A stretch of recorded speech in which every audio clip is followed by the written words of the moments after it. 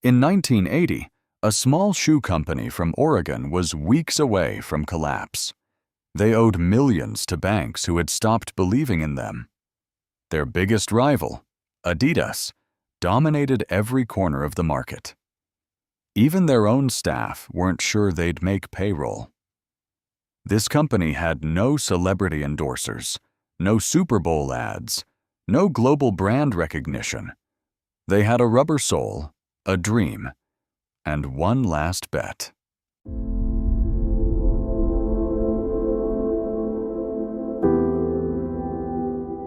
That company was Nike. And this is the story of how they nearly lost everything, and what they risked to save it all.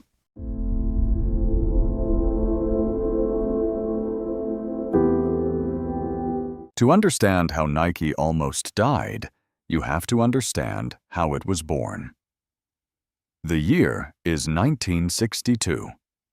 Phil Knight, a 24-year-old Stanford MBA student, has an idea so simple it sounds almost stupid. He believes that Japanese running shoes, cheaper to make, technically superior, could demolish the American market the same way Japanese cameras had crushed German ones. So Knight flies to Japan. He walks into the Onitsuka Tiger factory, makers of the Asics Tiger shoe, introduces himself as a representative of a company called Blue Ribbon Sports. There's one problem. Blue Ribbon Sports doesn't exist. He made it up on the flight over. But Onitsuka Tiger believed him. They gave him an exclusive distribution deal for the West Coast of America. Knight came home with 12 pairs of shoes and a side business. His first year of revenue? $8,000. He sold them out of the back of a green Plymouth Valiant at track meets. His old university track coach, Bill Bowerman, became his co-founder. Bowerman was obsessed with making shoes lighter. He once poured rubber into a household waffle iron, trying to create a better sole. It worked.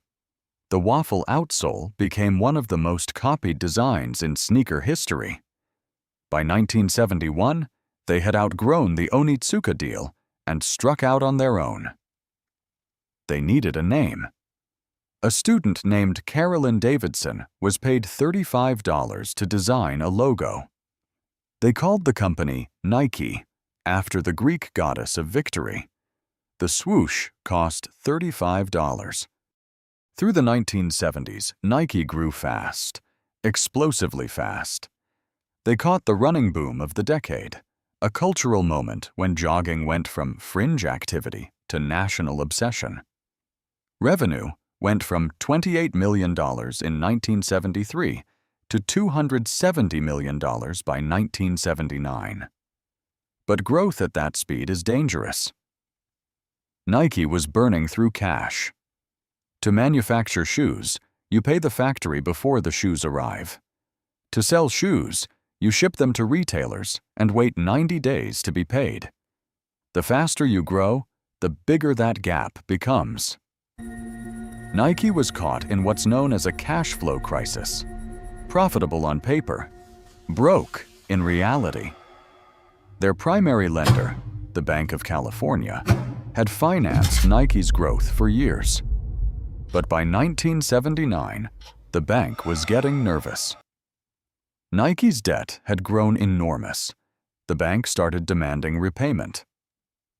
Phil Knight needed capital, urgently, and he couldn't get it from traditional lenders who saw a company with massive liabilities and a glorified sneaker business.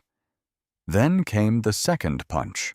The U.S. government, in a move that blindsided the entire footwear industry, slapped Nike with a $25 million customs duty bill. The government claimed Nike had been undervaluing its Japanese imports to avoid import tariffs. The bill had been accumulating for years. $25 million in 1977. When Nike's entire annual revenue was around $70 million. Knight later described this period as the closest Nike ever came to shutting down. They were fighting a customs battle they might lose, being squeezed by their bank, and burning cash faster than they could generate it. Something had to change. Phil Knight made a decision that would define Nike's future. He would take the company public. An IPO, initial public offering, meant selling shares of Nike on the open stock market. It meant inviting thousands of strangers to become part owners of his company. It meant disclosing every financial detail to the world. For a private entrepreneur who had spent 18 years building something on his own terms, this was not a comfortable decision, but it was the only one that made sense. An IPO would raise the cash Nike desperately needed, not as debt, but as equity. No repayment schedule, no bank breathing down their neck, just capital in exchange for ownership. The process wasn't easy. Investment banks needed to be convinced that a shoe company, which, remember, most people still saw as a niche-running brand, was worth backing. Nike had to tell its story not just to customers, but to Wall Street. They also had to resolve the customs dispute first. After years of legal wrangling, Nike settled the government bill for $9 million, far less than the original $25 million demand. It was a win. A costly one, but a win. On December 2, 1980, Nike went public on the New York Stock Exchange. The IPO, priced at $22 per share, and raised $85 million. In a single day, Nike had more capital than it had ever seen in its entire history. Phil Knight, who had maxed out personal credit cards to keep the business alive just 3 years earlier, was now worth over $175 million on paper. The company that started with $8,000 and a car boot full of shoes was now a publicly traded corporation. The IPO didn't just save Nike, it launched it. With cash in the bank and credibility on Wall Street, Nike could now take risks it never could before.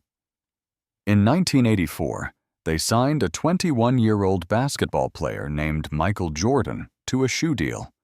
Most of Nike's own executives thought it was a mistake. Jordan wasn't even the best player they could have signed.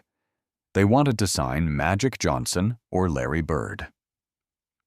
Jordan almost signed with Adidas instead. He had a preference for Adidas.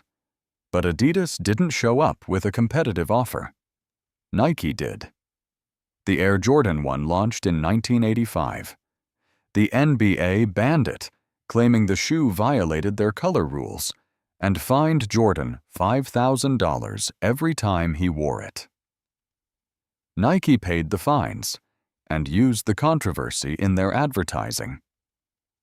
First-year sales of Air Jordans, $126 million. Nike had budgeted for $3 million. Through the late 80s and 90s, Nike didn't just sell shoes, they sold identity. Just Do It, launched in 1988, became one of the most recognized advertising slogans in history. By 1990, Nike had surpassed Adidas to become the largest athletic shoe company on the planet. Today, Nike's market cap hovers around $90 billion. The brand earns more in profit each year than most countries earn in total GDP. Here's what the Nike story actually teaches us. And it's not what most people think. It's not about perseverance. It's not about a great product winning in the end. Thousands of great products die every year. It's about capital structure. Nike nearly died not because their shoes were bad, but because of the gap between when they paid their bills and when they got paid. That gap, invisible to customers, deadly to businesses, has killed more companies than bad products ever have. Phil Knight understood that growth needs fuel. And when your fuel source, a single bank, decides to turn off the tap, you need a different engine. The IPO was that engine. It converted a liability into an asset. It turned financial pressure into financial firepower. The other lesson is about timing. Nike went public in 1980, at a moment when the running boom had made their brand credible, but before their dominance was guaranteed. They were big enough to attract investors, but hungry enough to still need them. 6 years later, after Jordan, after Just Do It, the story would have been worth far more. But they might not have survived to tell it. Sometimes the best time to make your move isn't when you're winning. It's when you're almost losing, and you still have something worth betting on. Nike almost didn't exist. The swoosh almost stayed in a shoebox. Michael Jordan almost wore Adidas for his entire career.